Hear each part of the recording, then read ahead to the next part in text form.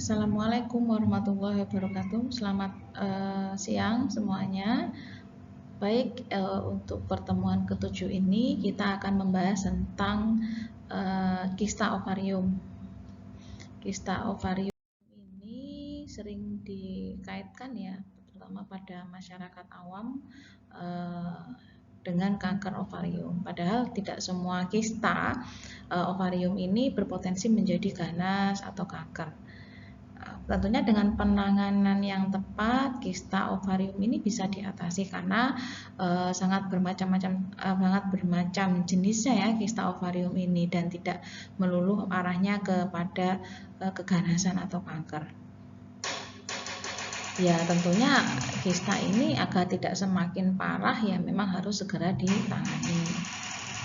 Biasanya kista ovarium ini umum dialami oleh para wanita dan ada yang sifatnya berbahaya dan ada yang tidak berbahaya. Yang tidak berbahaya ini bisa hilang dengan sendirinya tanpa perawatan khusus, dan setiap wanita tuh memang ada kistanya ya, tetapi ada yang mengganggu dan ada yang tidak mengganggu. Contohnya nyeri ya, atau frekuensi haid itu menjadi tidak teratur, itu juga bisa. Jadi kista ini juga memang harus diketahui dulu jenisnya apa agar kita bisa tahu penanganannya nanti seperti apa.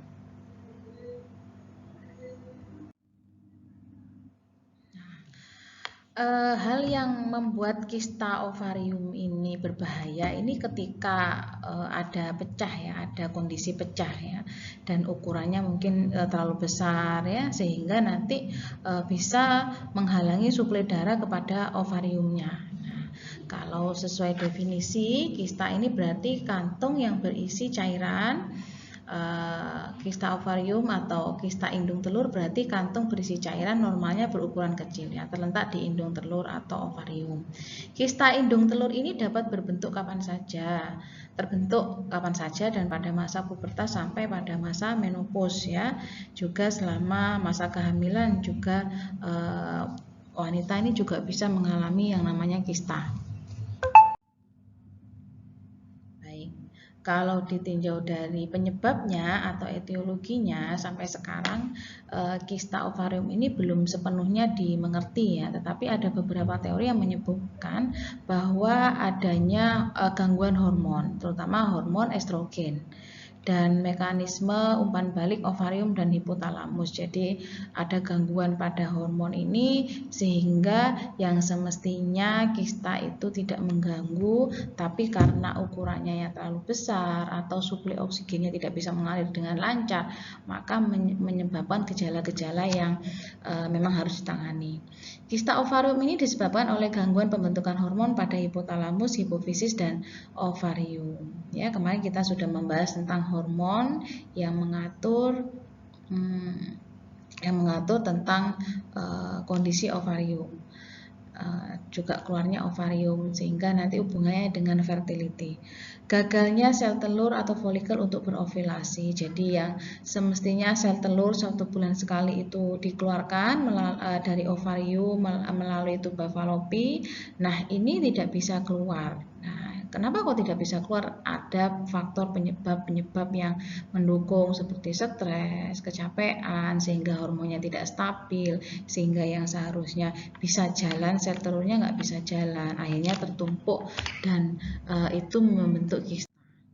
Nah, tipe kista yang sifatnya masih normal ya, biasanya ini sering ditemukan ya. Kista ini berasal dari sel telur dan korpus luteum, sehingga bersamaan dengan siklus menstruasi normal dia bisa berfungsi secara normal juga, dan dia bisa pecah kemudian dan melepaskan sel telur pada waktu dibuahi ya. Setelah pecah, kista fungsional akan menjadi kista folikuler dan akan hilang saat menstruasi. Nah, itu yang kita sebut tadi, kan saya sampaikan bahwa setiap wanita ini pasti ada kistanya. Namun itu nanti secara metabolisme akan dikeluarkan bersamaan dengan darah menstruasi. Sedangkan kista fungsional ini terdiri dari kista folikel dan kista korpus luteum. Keduanya tidak mengganggu dan tidak menimbulkan gejala dan dapat menghilang sendiri dalam jangka waktu 6-8 minggu. Berbicara tentang kista ya, tadi saya sudah membahas tentang kista yang sifatnya normal dan umum terjadi pada wanita setiap bulannya, itu bisa diatasi atau bisa dikeluarkan melalui darah menstruasi. Sekarang jika kita berbicara tentang kista yang abnormal, intinya ini tidak pada umumnya dan tidak biasa ya. Kemudian timbul gejala juga yang itu dapat mengganggu aktivitas sehari-hari dan bisa menimbulkan efek nyeri. Semua tipe atau bentuk kista ini selain kista fungsional adalah kista abnormal ya. Ada kista donema, terus ada kista coklat ya. Kalau kista adenoma ini kista yang berasal dari bagian luar sel indung telur, di luar sel ovarium. Biasanya sifatnya masih jinak. Tapi ini bisa membesar dan dapat menimbulkan nyeri. Kenapa? Karena ini menghimpit saraf dan pembuluh darah yang ada di ovarium. Makanya ini bisa menimbulkan nyeri. Ya, walaupun nyerinya dalam skala ringan sampai sedang. Kemudian kista coklat merupakan endometrium yang tidak pada tempatnya ya. Coklat ini berisi timbunan darah yang berwarna kehitaman. Biasanya karena kegagalan dalam mengeluarkan sel telur. Ya. Kemudian kista dermoid, kista yang berisi berbagai jenis bagian tubuh seperti kulit, kuku, rambut, gigi, dan lemak. Kista ini dapat ditemukan di kedua bagian indung telur. Biasanya berukuran kecil dan tidak menimbulkan gejala.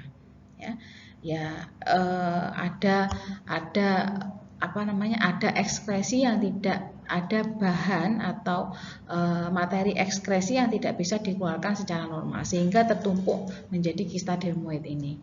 Kemudian kista endometriosis merupakan kista yang terjadi karena ada bagian endometrium yang berada di luar rahim. Kista ini berkembang bersamaan dengan tumbuhnya lapisan endometrium setiap bulan sehingga menimbulkan nyeri hebat ya, terutama saat menstruasi dan infertilitas. Ketika tidak subur itu juga ketika menstruasi ini juga akan menimbulkan nyeri yang sangat hebat dan bisa terjadi infertilitas atau ketidaksuburan. Kemudian kista hemoragi ya, merupakan kista fungsional yang disertai perdarahan sehingga menimbulkan nyeri di salah satu sisi perut bagian bawah. Ya. Ada lagi yang namanya kista lutein ya, kista yang sering terjadi pada saat masa kehamilan. Ya. Kista granulesa lutein ini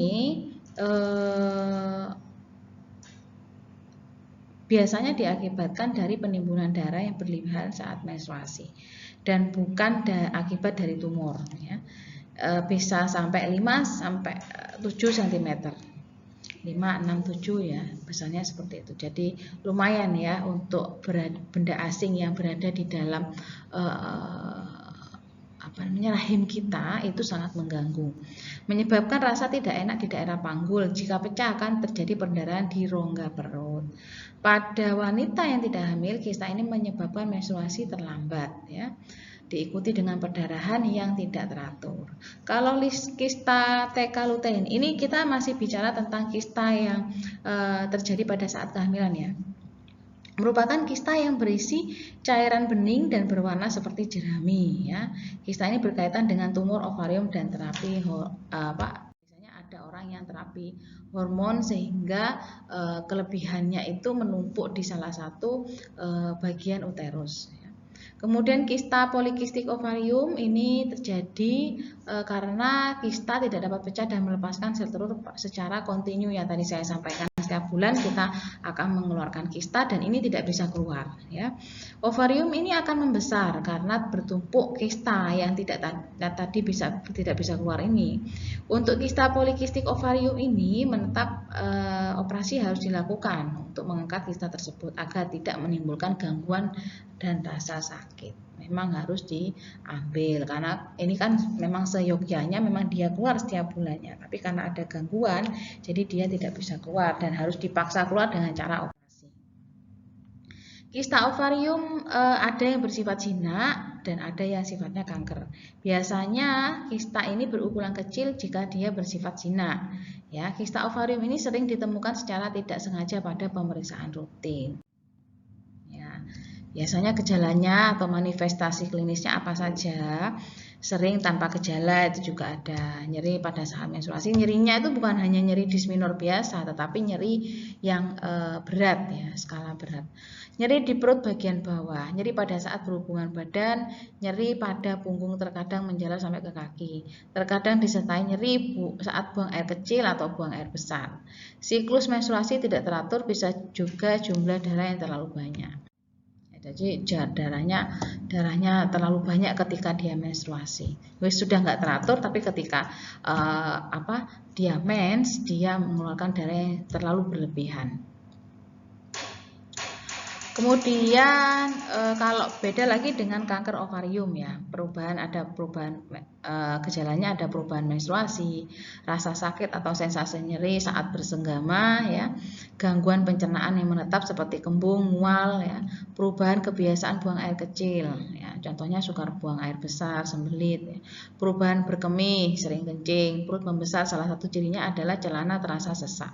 Kehilangan bukan karena gemuk tapi karena memang pada bagian abdomennya sudah terlalu membesar.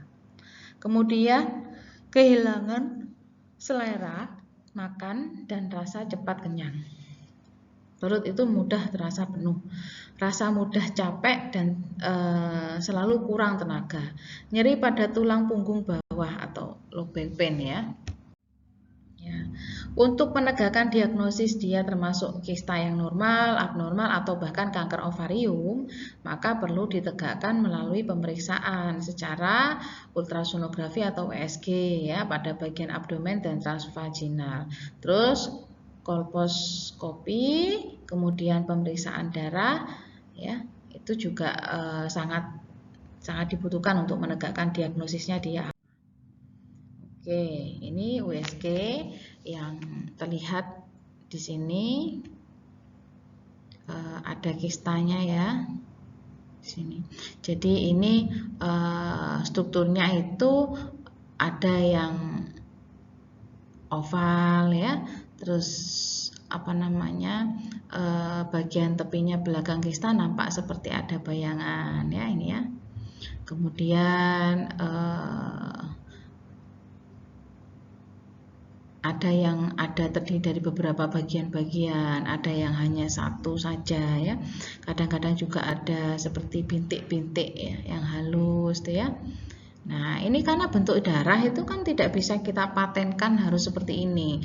Ada yang darahnya kecil-kecil ya, ada yang darahnya kistanya itu berbentuk setengah koin ya. Jadi macam-macam. Pokoknya kalau terjadi kalau sudah di USG ini akan kelihatan mana ovarium, uterus dan mana yang tidak bagian dari itu. Nah, itu perlu dicurigai ada kista.